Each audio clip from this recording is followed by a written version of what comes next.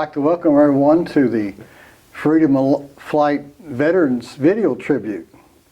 And today we have with us Staff Sergeant Jimmy Stockam, a Korean War veteran that served from 1952 to 1954.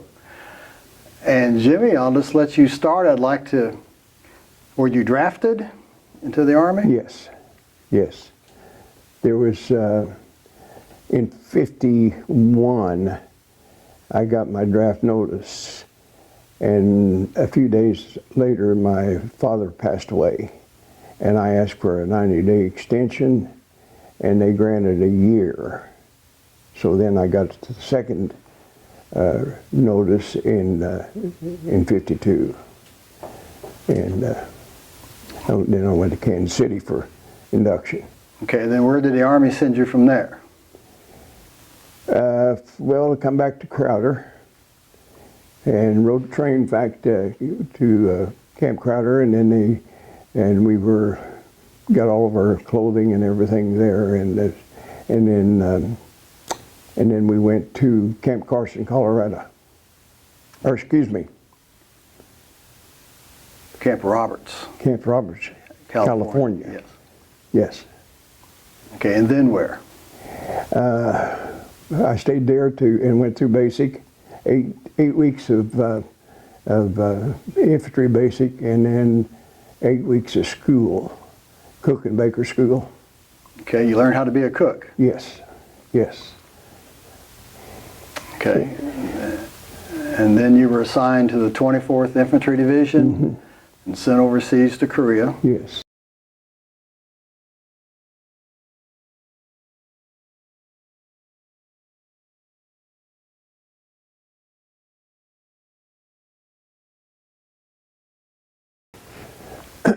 Well,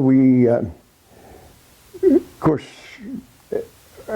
when we first got there, then we were getting prepared and everything to move up north and everything, and then about that time, the ceasefire happened, and we were going up and guarding the rail that was bringing the prisoners down from North Korea to South Korea, to hold them in a holding area, then to be sent on to Formosa.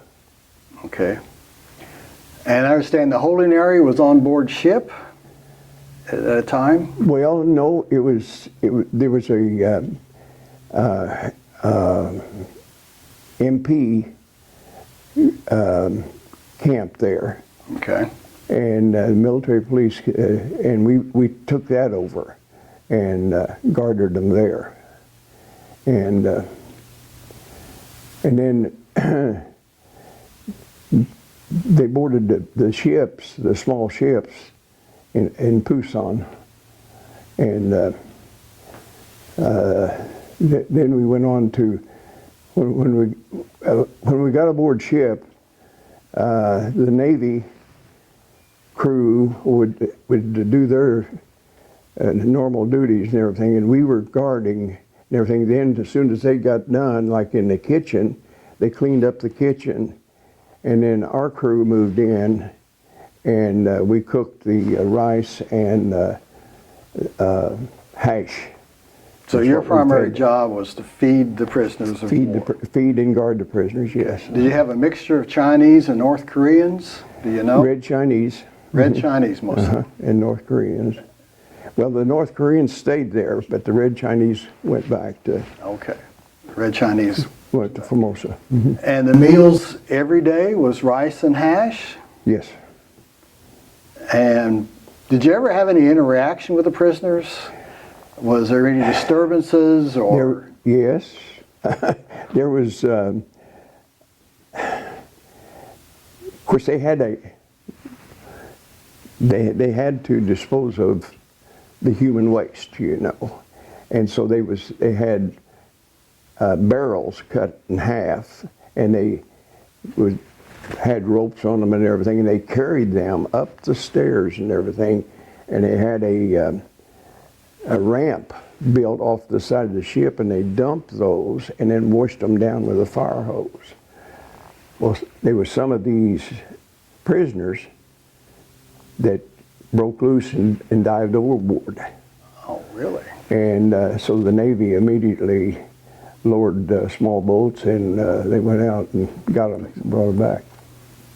Okay. Were the otherwise they were fairly cooperative and Yeah. on board? There was no really disturbances, and rice and hash every single day. Yes, That was your yes. job. The rice and that was a pretty easy job for a cook, wasn't it? Well, we cooked in big steam kettles, and of course then we had to clean up the kitchen and everything. You know, we had to open that stuff and cook it and everything. But I guess that was their diet. That's what they were Yes. used to. Yes, that's what they use, rice especially, and but. And did you ever cook for any of the military people at all? Oh yes.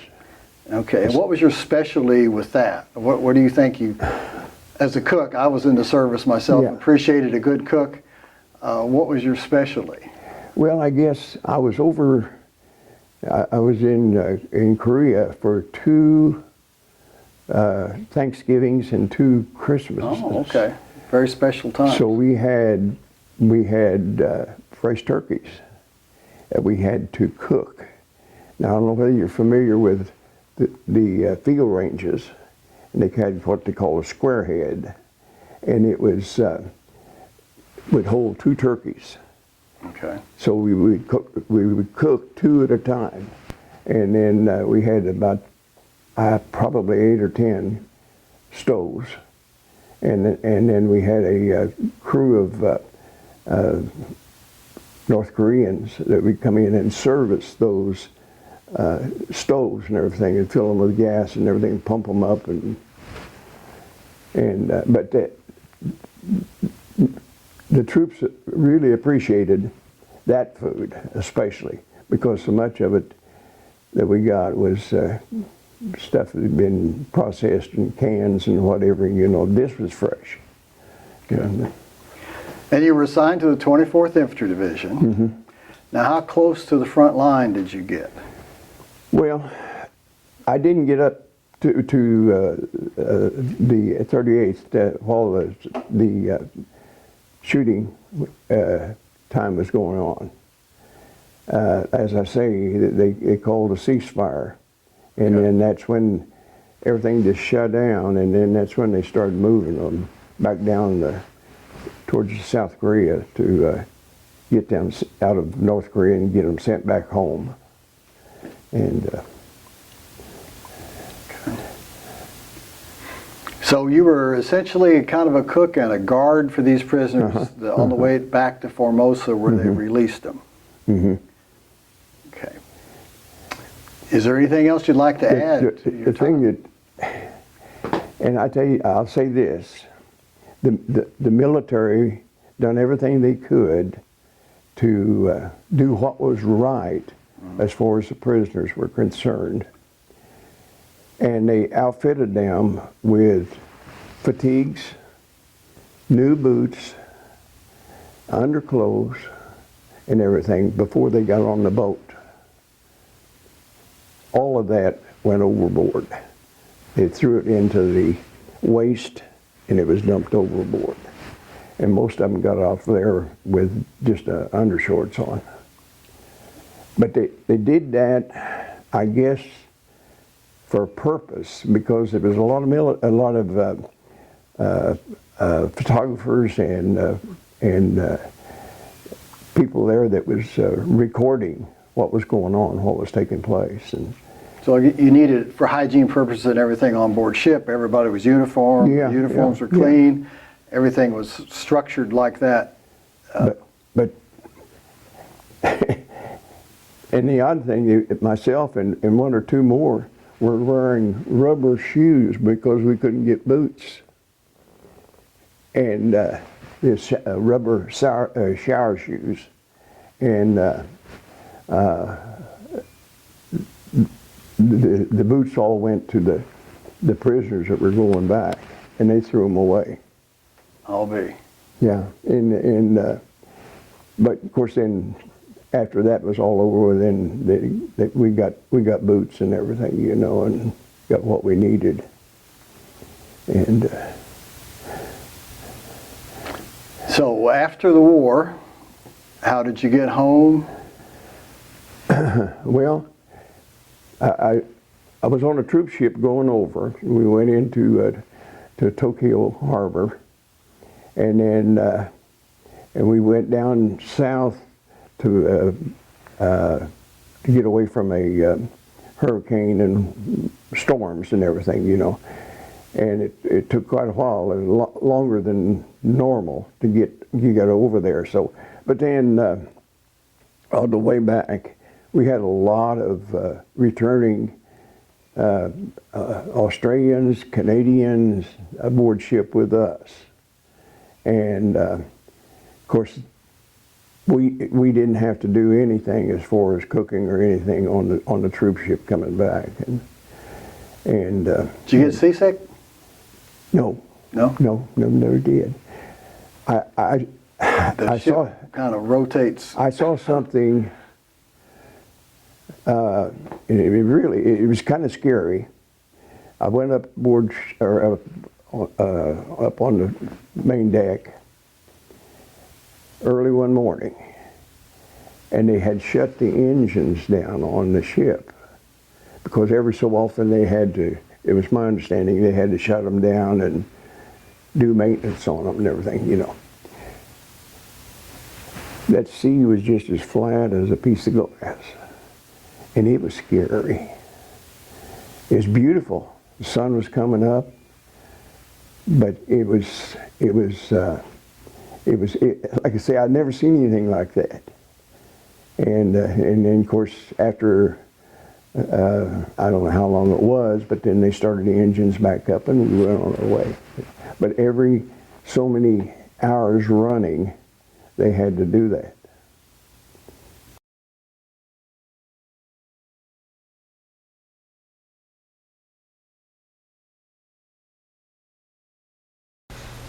And when you got back home, you kind of related a story to me about how you met your wife. Mm-hmm. If you could go ahead and tell us that. My wife, she worked in an office here in Joplin, and she had two cousins. One worked for TWA and the other one worked for a stockbroker in Kansas City. Anyway, their brother was one of the cooks aboard ship. And when we climbed the rope ladder or the netting on the side of the ship to get aboard, there was some sailors there, and they'd say, "Where are you from? Where are you from?" And so one said, "Where are you from?" I said, "Missouri." He said, "Whereabouts in Missouri?" I said, "Joplin." And he said, "Stay right here." So he took off running down the ship and come back, and great big, tall, lanky boy, you know, with a cook's outfit on and everything, come running behind him. And that was Donnie Caldwell, and that was my wife's cousin. And anyway, we got to visiting and everything, and he said, "When are you going home?" And I said, "Well, in about 3 months." And he said, "Who are you going to date when you get home?" He was single too. And I said, "I don't know." I said, all the girls I knew were married, you know. And so he said, "Well, let me give you my cousin's phone number and name and everything, you know." So I called her when I got home, and we started going together. And that was in July. Then I gave her a ring at Christmas time, and in July we got married. So if that sailor hadn't asked you where you were from, none of this would have happened. I would never probably met her. Oh, no. And the odd thing about this, his two sisters are members of our congregation, the church. And they were the ones that worked in Kansas City. And Donnie come home and he married, but he was never a member of the church, never would ever come to church. But he got sick and he passed away. So they asked me to preach the funeral. So I did. And that was hard, Yeah, I bet. very hard. And of course, they're still, the girls were still, I said the girls, they're my wife's age, and but they're still here. Okay. Right. And retired, and any friends or special friends I made, Friends, nothing. There was one, and his name was Sergeant Starlin Keach, Jenny Lynn, Arkansas. He was a cook, a mess sergeant. He was, he'd been in for 4 or 5 years, you know. But anyway, we spent a lot of time visiting and everything about home and everything. And then there was another one. His name was Samuel Old Booth, and he was from Arkansas. Now, Sam come up and saw me after I got home and everything. I never did see Starlin again, but they were, we played a card game that my mother taught me that she learned when she was, she grew up in Texas. And Starling knew how to play that game. And so we played that night after night, you know. And, but the only one I ever run across that knew how to play it. And You still play it today? yeah, my wife and I do now and then. I taught her. Okay. And but anyway, we there was. I was thinking the other day. I saw on TV Tony Bennett. He was The singer. yeah, singer. One of his employees was in my outfit, and he was a cook, and he was from Greenville, North Carolina, and he used to get a lot of mail and packages and stuff from Tony's people, and I thought that was neat. Yeah. And On cooking school, what can you explain your routine during cook school?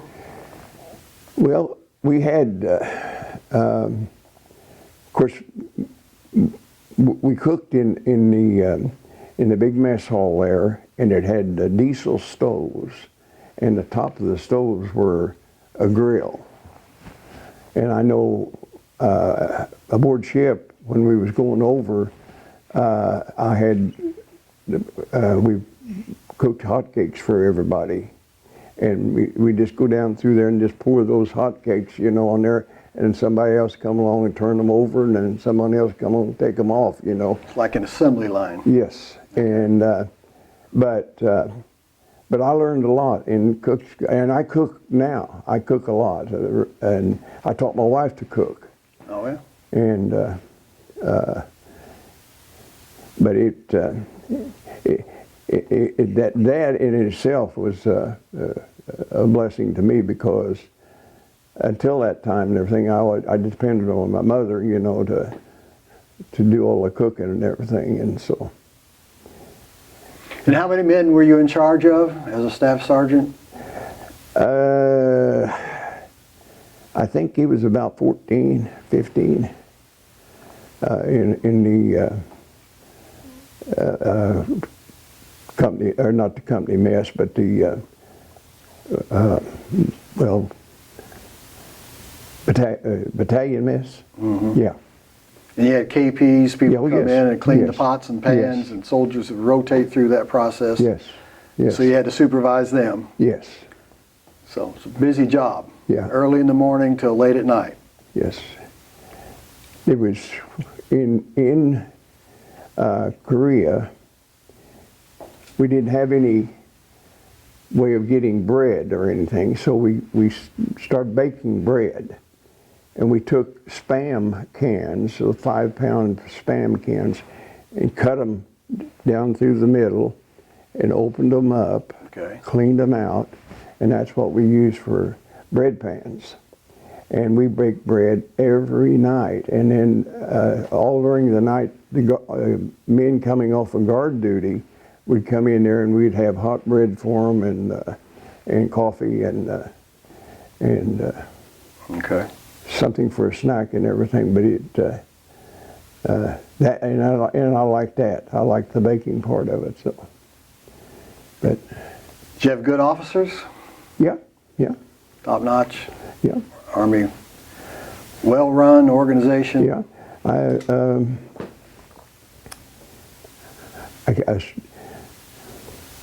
can't remember the names of them now, but I can just see them, you know. But yes,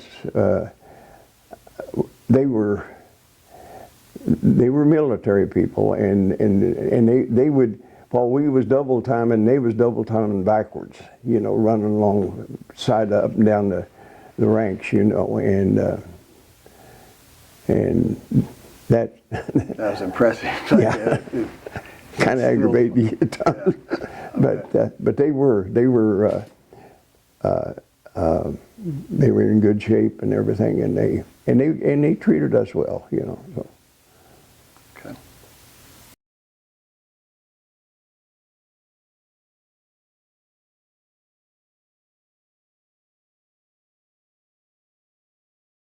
This was taken in Camp Roberts.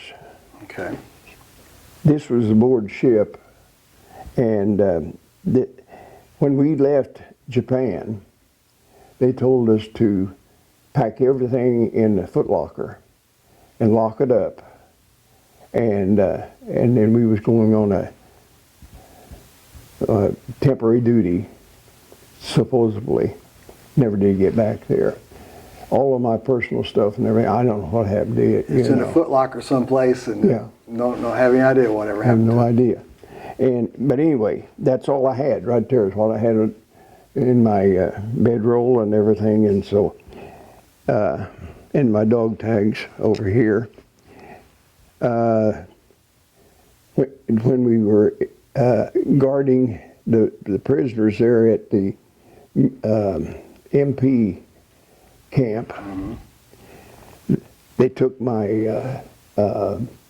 M1 rifle and gave it to someone that was walking guard duty, and they gave me his .45,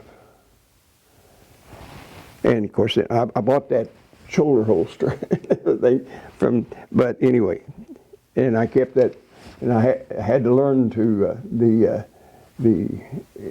for inspection, you know, and I didn't know how to do it, but had to ratchet it back. Because you were a cook and working with prisoners, Yes. the rifles were too bulky. They issued the pistols, and that's how you. That's what that they had issued me a M1 rifle, but they needed it for guard duty, so they took his .45 and gave it to me, and then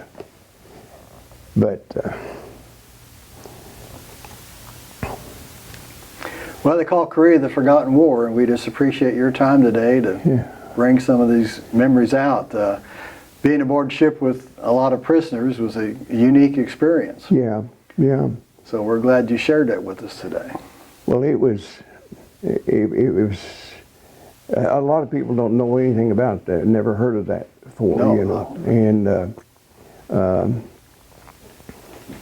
but it's been a long time, and like I say, 70 years. Yeah, so they basically sent the prisoners back for repatriation back to their home, Yeah. their home country. Yeah. It's just a process. When the Yeah. war ends, that's how you handle the prisoners. You send them back, and you. But the Korean and the Japanese were typically small people. Mm-hmm. The Red Chinese were large, tall, muscular. So they were more, I would think, fighting people than maybe than the Japanese or Korean. But even though we had a lot of trouble with both of them, but you know. Okay. Well, thank you very much. I appreciate you having me in.